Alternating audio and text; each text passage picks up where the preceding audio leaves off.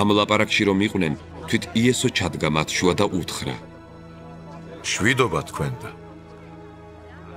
შეძრწუნებულებსა და შეშინებულებს ეგონათ, რომ სულს ხედავდნენ.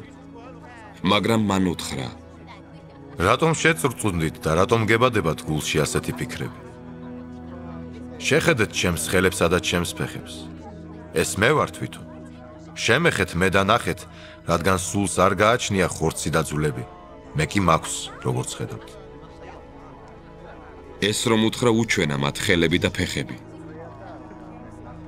რადგან სიხარულისაგან მათ ჯერ კიდევ არ ეჯერებოდათ და გაკვირვებულნი იყვნენ, მან კითხა: გააქვთ აქ რამე საჭმელი?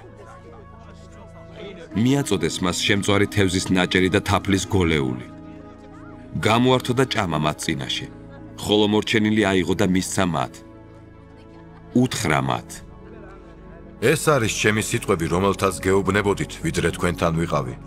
უნდა შესრულდეს ყოველივე, რაც დაწერილია ჩემზე მოსეს რჯულში, წინასწარმეტყველებში და ფსალმუნებში.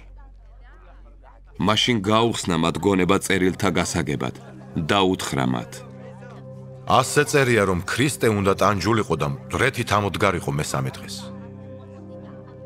უნდა ქადაგებულიყო მისი სახელით მონანიება ცოდვათა მისატევებლად ყველა ხალხში, მოყოლებული იერუსალიმიდან.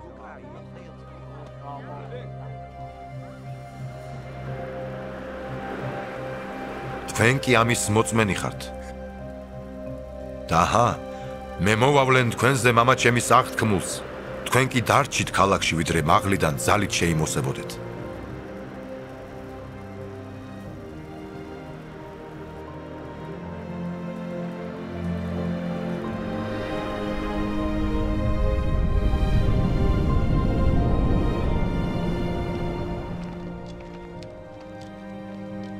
და გაიყვანა ისინი ბეთანიამდე და აღაპყრო ხელები და აკურთხა ისინი.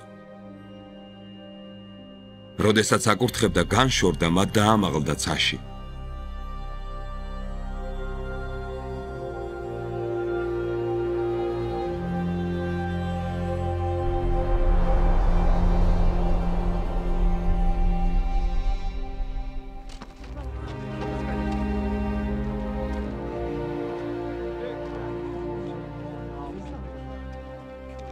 მათ თაყვანის ცესმას და დაბრუნდნენ იერუსალიმში დიდი სიხარულით.